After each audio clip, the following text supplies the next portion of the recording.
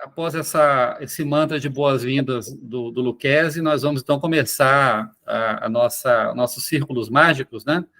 Com a mesa de hoje, que é Correntes Mágicas, né? De hoje, dia 15/11, né? E o primeiro palestrante vai ser o Giovanni Seabra. Eu vou rapidamente ler aqui uma pequena biografia dele. O Giovanni, ele é doutor em Geografia, Física, professor universitário e estudioso das ciências ocultas aplicadas há vários anos, notadamente quiromancia, numerologia, tarô egípcio e magia. Giovanni, a sua palestra de hoje vai ser sobre os caminhos da magia, não é isso?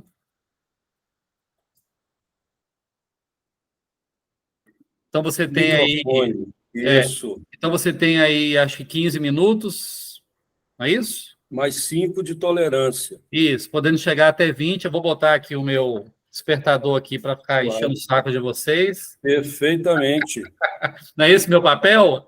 É isso. Então tá bom.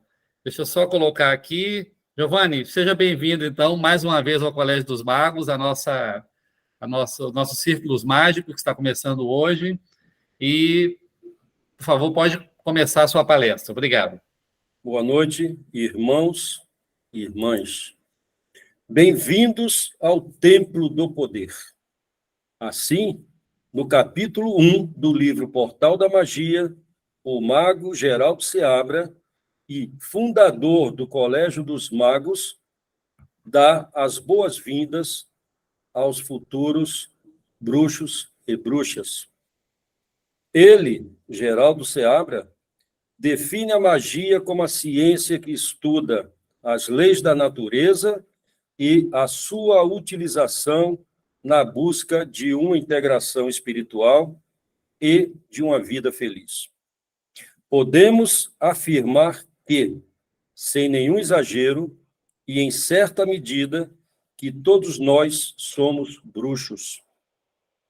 Isso porque, consciente ou inconscientemente, aplicamos os conhecimentos ocultos e as leis da natureza por toda a nossa existência física. Além do mais, os saberes herméticos não são exclusividade das elites, dos intelectuais ou dos chamados descolados. Basta tão somente estudar os ensinamentos e aplicá-los devidamente. A magia é para todos, desde que tenham disciplina, perseverança nos estudos e ética nas aplicações. Além do mais, para ser mago, você não precisa, de modo algum, se vestir de bruxo ou bruxa e nem prometer mundos e fundos e curas para todos os males. Devemos ter a humildade de reconhecer que não somos deuses. Podemos ser, no máximo e com muito esforço e dedicação, representantes divinos. Então, a elevação da consciência nos remete à natureza animal, nos aproximando de Deus. Eu explico. A nossa mente, ela sofre várias interferências do mundo congestionado e poluído que nós vivemos. Envenenado, certamente. De maneira que, quando nós elevamos a nossa consciência, nós nos aproximamos do mundo animal. Ou seja, nós passamos a manifestar percepções e sensores perdidos pelo processo de socialização. Então, dizendo, quanto mais nos aproximamos da vida animal, do mundo animal, mais facilmente nos elevamos e aguçamos a nossa percepção e a nossa espiritualidade. Isso se chama elevação da consciência. O bruxo é um mestre consagrado, e como todos os sábios, o reconhecimento é de fora para dentro, e não de dentro para fora. Então, não faz parte, não convém com as ciências ocultas, eu ou você nos auto-intitularmos bruxos ou bruxas. A magia permite a você conhecer a si mesmo. Ela fortalece a autoconfiança e ensina a acertar o passo com os ritmos da harmonia universal, transformando em realidade os projetos mentalizados. A iluminação deve ser buscada segundo os mandamentos de Jesus, que diz: com todo o teu coração, com toda a tua alma, com toda a tua força e com toda a tua mente. Devemos buscar a iluminação. Quando somos iluminados, há uma recomposição dos terminais cerebrais, milhões de terminais no nosso cérebro, e novos caminhos evolutivos são abertos a partir destas novas e milhões de conexões. A magia propicia uma vida saudável, a prosperidade, o amor verdadeiro e tudo o que desejar, dentro dos limites aceitáveis, obviamente. Vale salientar que comungamos com a magia branca, a magia do bem, pois, como dizia o mago Geraldo Seabra, em seu livro Portal da Magia, quem semeia vento, colhe tempestades. Então, no trato com a magia, todo cuidado, responsabilidade e ética são regras e normas para seguirmos no trato com a magia. E os campos da magia são vastos. Podemos até pensar, remeter àquela dádiva, mundo, mundo, vasto mundo. Tudo que está em cima é como está embaixo, é o pentagrama, a conexão do macrocosmo com o microcosmo. E cada vez que nós nos permitimos conectarmos com os céus, nós alcançamos a iluminação, a dádiva e logramos aquilo que intencionamos. Existe a magia da criação, a magia dos números, há quem diga que Deus criou o mundo e o céu em números. Então, o mundo ele é matematizado, ele é aritmético, ele é pitagórico, e a numerologia explica isso e muitas outras coisas da criação. A magia planetária, a influência dos planetas sobre nós, sobre a vida, sobre os minerais, sobre tudo que existe aqui embaixo, é indiscutível, mais do que comprovada. A magia dos oráculos, nós temos os vernáculos, oráculos, que nos ensina a viver. Por isso, devemos levar muito a sério esses ensinamentos, os quais foram originários nos 4 cantos do mundo, há milhares e milhares de anos atrás. Como se explica isso? Não se sabe. Mas os ensinamentos são os mesmos, né? com meios e modos diferenciados, mas que dizem a mesma coisa. E aí tem a magia do pensamento, a força do pensamento, o eu sou, que nós vamos ver mais adiante, a magia da fé e da oração, e a magia da cura, que nós vamos ver daqui a pouco, como a magia dos sonhos, vamos ver com a professora Natália e o professor Flávio. O pensamento é coisa, é energia, e como tal são seres que têm vida própria, que se reproduzem e que atuam sobre a mente humana, dependente ou independentemente da vontade do homem. O pensamento é, portanto, matéria. Matéria muito sutil, mas é matéria. Na medida em que estamos constantemente pensando, trabalhamos com uma matéria sutil que se propaga em ondas, como as ondas do mar, como as ondas sonoras, como as ondas de rádio. É a matéria mental que partilhamos com diversas correntes de pensamento. Portanto, o pensamento é uma força divina, um poder que nos envolve. Quando pensamos, estamos criando algo. É a cocriação. Devemos ser cuidadosos no que mentalizamos ou falamos, porque os pensamentos se reúnem em correntes tão reais como as do ar e da água. Assim, atraímos para nós uma corrente idêntica de pensamentos que age sobre o corpo de modo benéfico ou maléfico, a depender da vibração carreada, canalizada, atraída. Se mentalizamos medo, mágoa, ciúme ou vingança, é exatamente isso que atraímos para nós.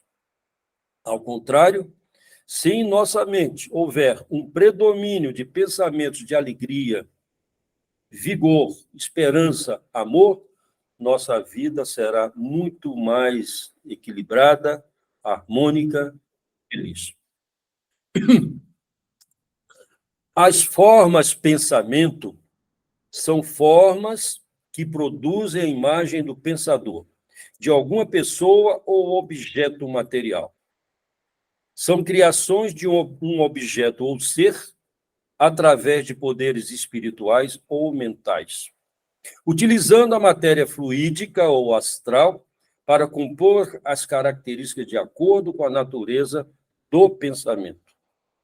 Elas, as formas pensamento, podem ser emocionais, intencionais ou coletivas, dependendo da origem e o propósito do pensamento. As formas pensamento são materializadas nas obras de arte, arquitetônicas, agronômicas, urbanísticas, no amor e na paixão. Assim, a repetição continuada do pensamento acumula as energias criadoras e origina as formas pensamento. São energias poderosas, com vida própria, com capacidade de reprodução e de atração de formas pensamento semelhantes àquilo que você pensa. Contudo, somos polos de atração das coisas que dominam a nossa mente. Uma forma pensamento negativa, por exemplo, vai atrair outras da mesma natureza, ao passo que, se desenvolvermos o sentimento do afeto, atraímos correntes de pensamento positivas para as nossas vidas. E, muitas vezes, criamos, do fundo de nossa consciência, sentimentos de culpa, de inferioridade, de raiva e de medo, de insegurança, e assim co-criamos inconscientemente os nossos maiores inimigos, pois são pensamentos que se aliam conosco, atraindo tudo o que é negativo. Nesse sentido, as formas pensamento são um instrumento que podemos usar tanto para o nosso progresso como para a nossa destruição. Ou seja, podemos ser conduzidos por uma forma pensamento altamente negativa ou positiva. Na criação de formas pensamentos, usamos símbolos, por exemplo, para sermos pessoas mais generosas, trabalhamos com o símbolo de Júpiter. Se quisermos mais força, coragem, poder de decisão, usaremos o símbolo de Marte. Para atrair dinheiro e bons negócios, Mercúrio. Para o amor, o símbolo de Vênus, e assim por diante. Todavia, existem procedimentos adotados para maior eficácia e precisão dos resultados, como são os triângulos mágicos e os quadrados mágicos, como este quadrado de Mercúrio. As formas pensamento impregnam locais, ambientes, objetos e pessoas, formando as chamadas egrégoras, que são o resultado do acúmulo de energia, com vibrações determinadas em igrejas, cemitérios, hospitais, prisões, logradouros, teatros, shows, festejos, boates, bares, residências com hotéis e tantos outros. Geraldo Seabra, o mago, estava sempre alertando e recomendando que lugares congestionados devem ser evitados, né? Multidões. Se você quiser saber o caminho a seguir, observe a multidão, para onde ela vai, e devemos nos dirigir para o sentido contrário. Então, os grandes shows, grandes aglomerados de pessoas, comícios, passeatas, manifestações de uma maneira geral, são nocivas à nossa alma. Nos rituais mágicos, podemos invocar e empregar os elementos da natureza e os elementais. Os elementos da natureza são a terra, gnomos, o fogo, as salamandras, o ar, as sílfides, e a água, as náiades ou ondinas. E os elementais são as árvores, plantas, animais, metais, cristais e objetos que nos fazem muito bem. Há uma força comigo, permanente e constante, que é o Arthur, este cavaleiro medieval, de origem germânica. E ele está sempre me acompanhando, dando força nas nossas ações, projeções e projetos. Aproveita que você pegou o Arthur para dizer que ainda faltam, você tem mais 4 minutos, tá? Sob controle. Obrigado, Roberto. Já é com a tolerância ou sem tolerância? Isso, com tolerância. Você já falou 16 minutos, mas pode então, terminar. Tá. Termina com mas calma. estamos dentro do... Estamos dentro do tempo. Eu dou uma tolerância um pouquinho maior. Pode concluir seus pensamentos. Perfeito. Então, para o conhecimento da magia, nós temos assim muitos caminhos, fontes, referências, e uma delas é o Kybalion, onde está registrado e, de certa forma, aprofundado os 7 princípios herméticos. O Kybalion, de origem desconhecida, diz que os princípios da verdade são 7. Aqueles que os conhecem perfeitamente possuem a chave mágica com a qual todas as portas do templo podem ser abertas completamente. E os 7 princípios são mentalismo, correspondência, vibração, polaridade, ritmo, causa e efeito, e o gênero. Ora, o conhecimento dessa chave, desses 7 princípios, um pouco de exercício com eles, nos leva a altas esferas espirituais e de realização. A árvore da vida é um sistema cabalístico ancestral, com data e autoria desconhecidos, que projeta a escalada do homem desde o seu nascimento até o encontro com o ser superior, quando então recebe as centelhas divinas. Na árvore da vida existem 10 sefirot, ou manifestações, e 32 caminhos a serem percorridos no processo de evolução espiritual. Estes caminhos e estações estão registrados nos arcanos maiores e menores das cartas do tarô, notadamente o tarô egípcio. As antigas escrituras nos dizem que as cartas do tarô são o livro de Hermes Trismegisto, a tábua de esmeraldas, transcrito em código, para que os conhecimentos herméticos não caiam em mãos perigosas. Por isso, esses conhecimentos são chamados ciências ocultas. Assim é. As portas do Colégio dos Magos estão abertas. Sejam bem-vindos ao Templo do Poder. Muito obrigado.